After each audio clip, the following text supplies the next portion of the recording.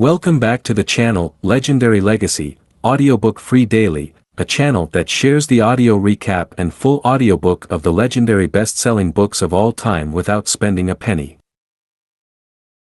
Today, we will continue with the book, Thick Face, Black Heart by author Chin-Ning Chu. This is a book that teaches you how to apply the ancient wisdom of Asian philosophy and strategy to achieve success in business and life. We will proceed with Episode 16, How a Piranha Eats the Shark. You can listen to the recap audiobook episodes of the channel are published on YouTube, Spotify, Apple Podcast, Google Podcast, and other podcast platforms. You can search for our channel by typing Legendary Legacy, Audiobook Recap into the search bar. Please support our channel by liking, commenting, and subscribing so that we have more motivation to produce more audiobook episodes with the best and latest quality. Thank you for listening and have a nice day. Chapter 16, How a Piranha Eats the Shark. A salute to the American entrepreneur. According to some economists, the standard of living in America has not improved for the last 3 decades. In fact, it has deteriorated. The reasons seem mysteriously elusive to most experts. It is my opinion that in order to reverse this dilemma, each one of us needs to turn ourselves around. In general, a transformation of any kind begins with a single entity. We as Americans need get back to the basic elements that originally made America great. In this book, I have repeatedly pointed out the value of thick face, black heart, which each one of us embodies and our founding fathers, the early pioneers, also possessed.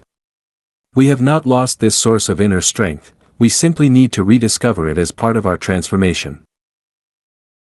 Arnold Schoenberg, the great 20th century composer, once stated that the problem with modern man is that he has no tolerance for discomfort. Schoenberg would have been appalled to see the extravagance of the 1980s. In light of the shortcomings of our present society, thank God for the American entrepreneur. When others are gently extravagant, these individuals are obsessively bent on manifesting their visions into material reality. A friend of mine once said, the entrepreneur is a person who, in order to avoid working 8 hours a day, works 16 hours a day. As I see it, the solution to American growth is a simple one.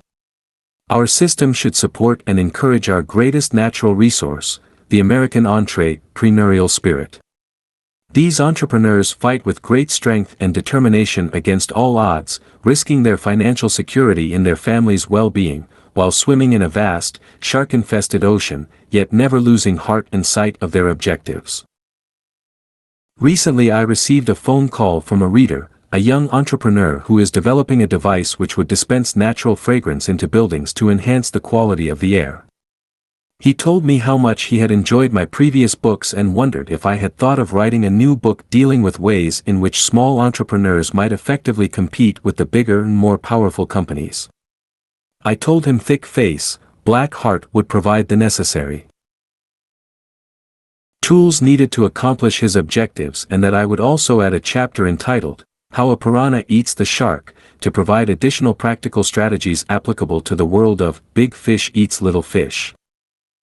Strategies 1. The fox borrows the tiger's presence. The fox is a very intelligent creature, who due to his lack of physical strength and size, is placed at a disadvantage. The fox receives no respect in the woods and no one really takes the fox seriously. In order to overcome this, one of the solutions for the fox is to convince a tiger to be his friend. By closely associating himself with a strong and respectable tiger, the fox can walk next to this great cat through the jungle and enjoy the same fearful respect accorded the tiger. Even when the tiger is not next to the fox, the knowledge that the fox is closely related to the tiger is enough to ensure this fox's survival in the wild. If a fox is unable to befriend a tiger, then the fox should create an illusion of close association with the tiger by carefully trailing behind the cat while boasting of the deep friendship they share. In this way he creates an impression that his well-being is of great concern to the tiger. The fox and tiger are merely metaphors and in reality can represent many things. The following are some possibilities. 1. The tiger is a powerful and influential individual who shares your vision and is willing to aid your cause. 2. The tiger could be a powerful individual willing to lend his hand for purposes of mutual benefit.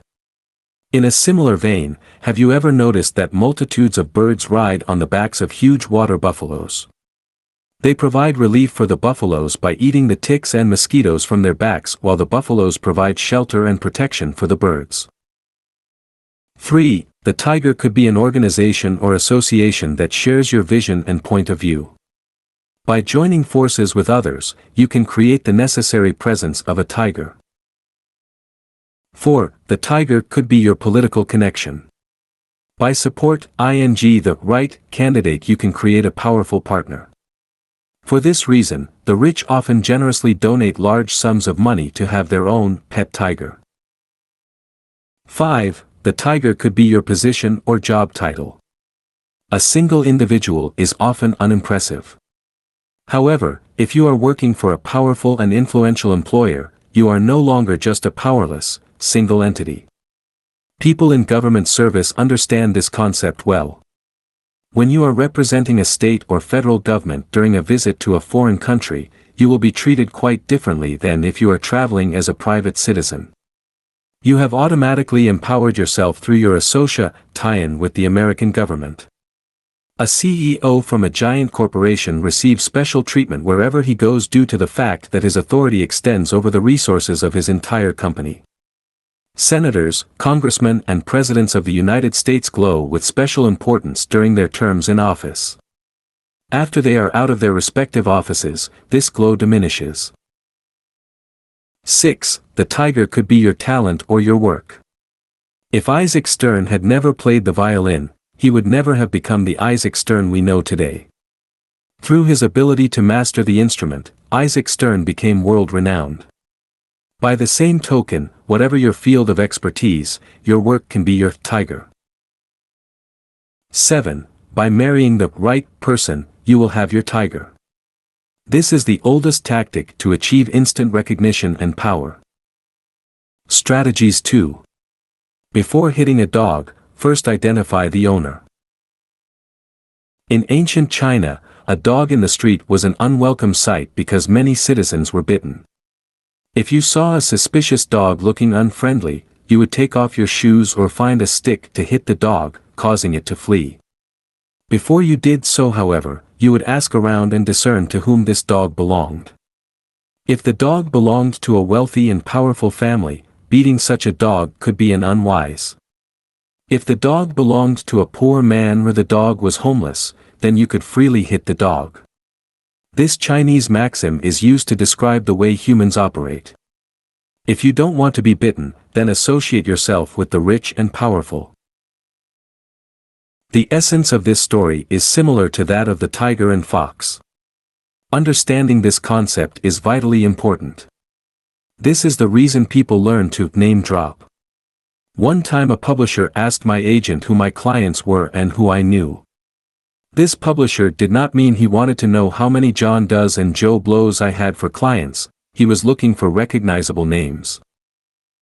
Strategies 3. Collect the small forces. Expand your forces from singular to multiple. One piranha alone might not have any impact, however, hundreds of piranhas will surely overcome the shark. Mothers Against Drunk Drivers was created through a single mother's grassroots effort. One mother was able to organize all the other mothers who shared her view. Utilizing collective force, MAD was strong enough to overturn the outdated drunk driving laws. Strategies 4. Deception is the essential element. In the world of nature, deceiving a predator by employing camouflage is vital for survival in the animal kingdom. As I have mentioned before, when facing a strong opponent, why attempt a frontal assault, when you can utilize manipulative warfare? The following are popular Asian concepts of business. The marketplace is a battlefield, the essence of war is tie-in.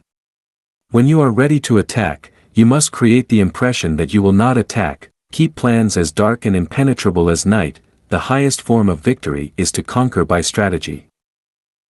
Japan has adopted these concepts in their economic warfare with the United States. Japan appeared to be no threat and pretended to be a docile pig, as previously referred to in the 36 strategies, in the 60s, 70s and 80s. Now in the 90s, they are feasting on the tiger, the American government and taxpayers. Japan, along with Asia's four newly risen dragons, Taiwan, Hong Kong, Korea, and Singapore, all utilize these basic strategies. The concept of deception is the essential element when the small need to compete with the large and strong. As Sun Tzu said, if one is able and strong, then one should disguise oneself in order to appear inept and weak.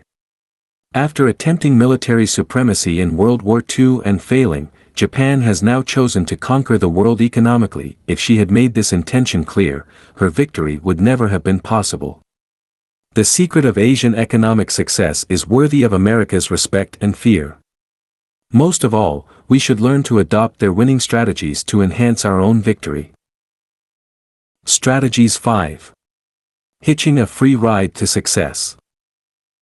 Once there was a hare and a crab in the woods. The hare challenged the crab to a race and the crab accepted. When the race began, the hare swiftly bolted away. As the hare took off, the crab jumped up and grabbed onto the hare's furry tail. The hare ran furiously toward the other end of the woods, not knowing the crab was getting a free ride. A few steps before the hare reached the end zone, he stopped and thought, "Wait a minute, I am running against a crab. Why am I running so fast?" He looked back and saw that the crab was nowhere in sight. Suddenly the hare heard the crab shouting, "I won, I won." He turned around, and a few steps away, saw the crab standing on the finish line. Again, for one of the classic examples in our time of how a piranha eats the shark, we can examine Japan's economic success. Japan, like the crab, is riding on the tail of America's industrial research and development efforts and is beating America at the finish line of economic competition. Without detection, the Japanese have been reaping the benefits of America's ingenuity. In the past decade, Japan has accumulated $500 billion of trade surplus from the American consumers. Along the way, Japan has totally wiped out the American consumer electronics and computer memory chip industries and is presently threatening to wipe out another, the automobile industry. Strategy 6. Attack the vulnerability of your opponent. According to Sun Tzu's Art of War, the most essential factor in determining victory is to know yourself and know your opponent. Sun Tzu did not mention that the size of the army is the deciding factor for victory, nor did he claim that the most well-equipped army will ensure victory. If either had been the case, America would have been the indisputable victor in the Vietnam War.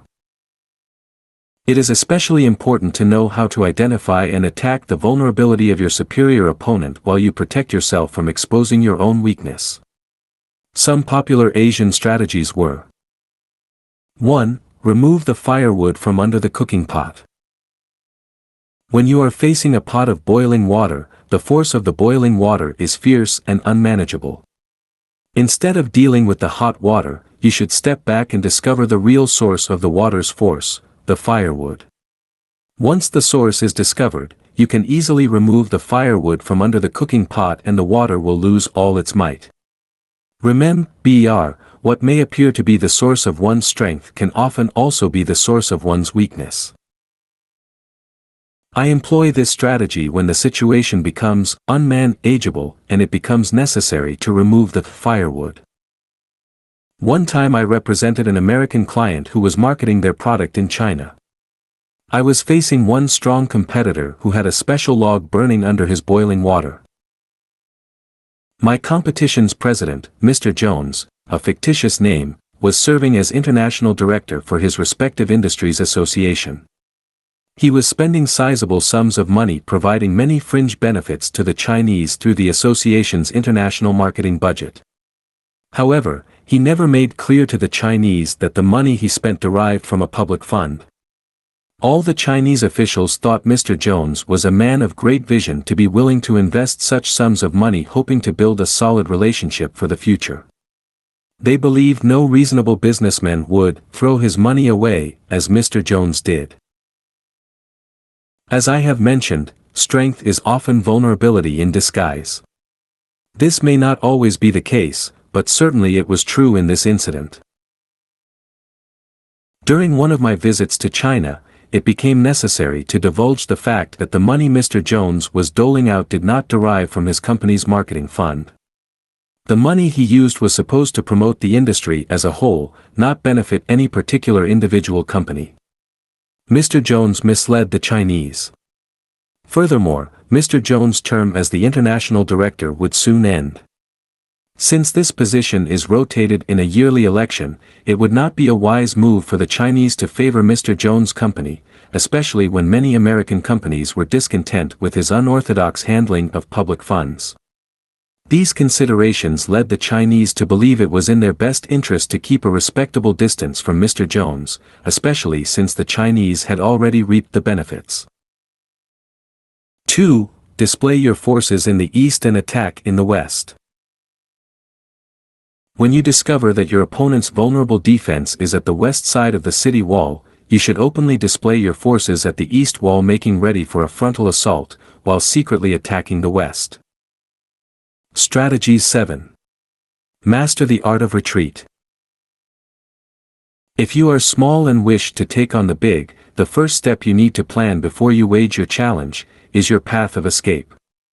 Unlike the Japanese, who believe death in combat is a great honor, the Chinese prefer to survive by retreating, thereby living to fight another day. In fact, the Chinese see retreat merely as another form of advance. Strategies 8. Effective execution. When you are small and face overwhelming opposition, you must find a way to spend half the effort to obtain twice the result. The following are several effective ancient Chinese strategies. 1. Sails follow the wind. In every success story, there are many winds to contend with. Before your journey, observe the wind carefully, detect its direction and then follow it. You will get to your destination twice as fast with half the effort. Asian martial arts are all based on this strategy. The art of defense is not about force against force but rather the idea that you flow with the force of your opponent. When he delivers a punch, you should avoid his blow, causing him to fall from his own force. While he is off balance, you can quickly and effortlessly deliver your blow. In essence, you will learn to tune in with the situation, and learn to react instead of to act. In this book I have revealed many small strategies which I have designed to gain certain advantages during my business encounters. The truth is, however, I never really sit down and plot out the strategies. I merely flow with the situation and then react accordingly. 2. One arrow, two birds. You only have one chance to shoot into a group of birds clustering in a treetop. If you miss, you will frighten all the birds away. Before you shoot, you need to calculate your angle and your aim carefully, so your one shot will yield two birds. Logan is a business psychologist who provides consultation to businesses involved in solving their internal personnel conflicts and increasing productivity. Logan was planning to expand his client base through the traditional avenues of direct mailing and advertisements in regional business publications. While contemplating the effort and costs of such an enterprise, a sudden inspiration came to him. Rather than sending out mailers to his targeted potential customers, he contacted the local television stations and presented them with his idea for a 3-minute segment on business psychology to be inserted into their news program. Eventually Logan's concept was accepted by a network-affiliated morning news show. Now, instead of Logan having to chase down his clients, they have started to contact him. Furthermore, this exposure enabled him to set himself apart from the rest of his competitors as a renowned authority. After all, he was on television, and also saved him a sizable sum of money in marketing and promotional expenditures. Strategies 9. Beware the smallest. Success in life comes often from accumulating a stronghold of small victories. Failure is often caused by overlooking insignificant events. One time during a lengthy business encounter with a Korean company, negotiations were not going very well. Every time we thought we had an understanding, everything would fall apart. After investigating, I discovered the source of the problem lay with the Korean company's translator. He was unwilling to admit he couldn't understand the subtleties of the English language for fear he would be demoted to a less prestigious position. Whenever he was not clear about the intent of the American company, he would make things up. This action had created a tremendous misunderstanding, and it appeared that both companies had irreconcilable differences. Later, I spoke to both the boss and the translator on 2 separate occasions. I explained that the English language is full of subtle nuances, and if a translator must ask for clarification, it does not reflect on his competency. Both were satisfied and the companies reached an agreement. Strategies 10. The new leapfrog theory. If you have a large, perfect diamond and you take it to the village marketplace, you will have a tremendously hard time trying to convince the junk peddler to give you $5 for it. However, if you circumvent the village peddlers and the small-town shopkeepers, and go directly to the most reputable diamond dealer in the nation, you would not have to waste your energy attempting to convince him. Your merchandise would speak for itself. You wouldn't even need to open your mouth and he might offer you $500,000 for it. If you are a true gem, then do not waste your energy trying to undersell yourself to the common village peddlers. You will annoy the peddler and waste your time. It is much easier to sell valuable goods to those who recognize the value than to those who do not. In 1985, shortly after I took up residence in Portland, Oregon, I was appointed to assist the Oregon state government in hosting a group delegation from China. I was not aware that there had been numerous contenders for this assignment. Whoever was chosen would quickly get to know these officials well through 3 weeks of extensive statewide traveling, thus leading to many lucrative business ventures.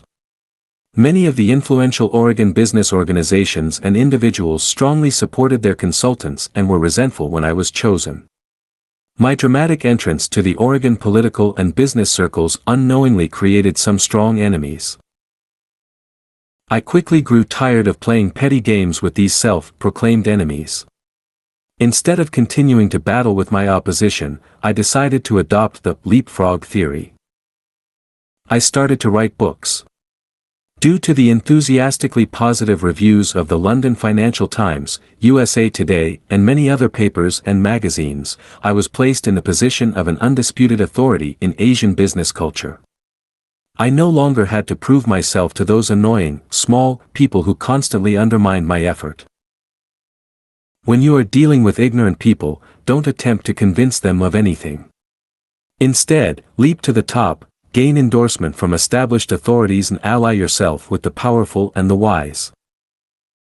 The leapfrog theory only works if the direction of your leap is towards your association with the tiger. Strategies 11. Altered reality. We measure our reality according to our experience. As our experience expands, our reality is also altered. When I was in Taiwan, I remember that my elementary school and high school were enormous and had large playing fields.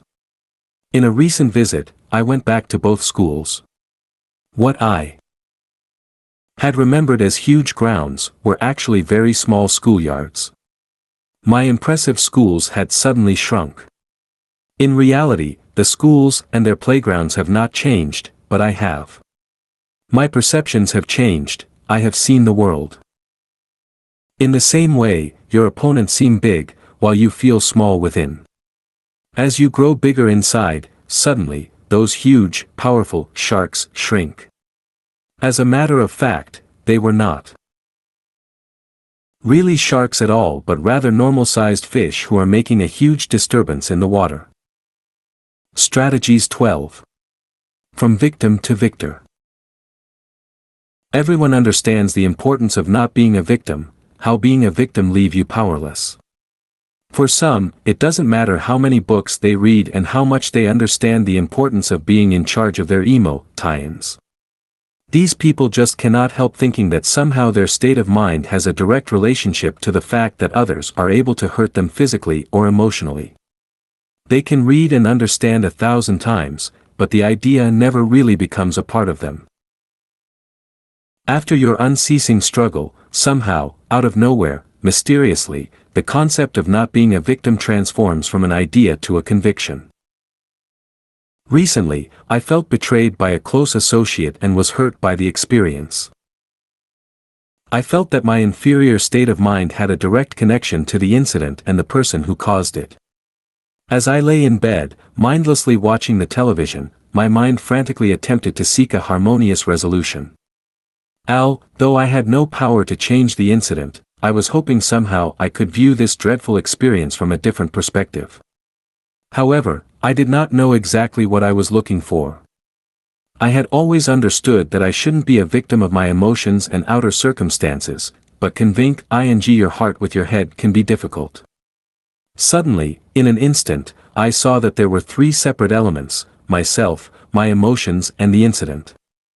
I had thought that these three elements were connected, but in reality, I am the one who controls how I wish to feel within. A never-before-experienced sense of freedom engulfed me. This transformation was not caused by any particular thought. My transformation was not a change of attitude, but rather a realization. A spark had been ignited within. Instantly, everything lit up within me and I didn't know how it had happened. Something deep inside me just switched on. I remembered something I had read one time in an ancient text which held the secret of such transformations: struggling, one day, behold, the great goal. Immediately, I attempted to capture that moment. What element had ignited that transformation? What thoughts within me triggered that sudden burst of light? I was unable to identify the cause. Thick face, black heart practitioners strive unceasingly for the transformation from victim to victor. When the Purana experienced such a self-transformation, he brought forth his inherent attributes of which he was never aware. At that instant, he realized that all the time he thought he was small and insignificant, in fact, he was as mighty as the mightiest. This is an indescribable transformation, yet those who experience the phenomenon know it is real.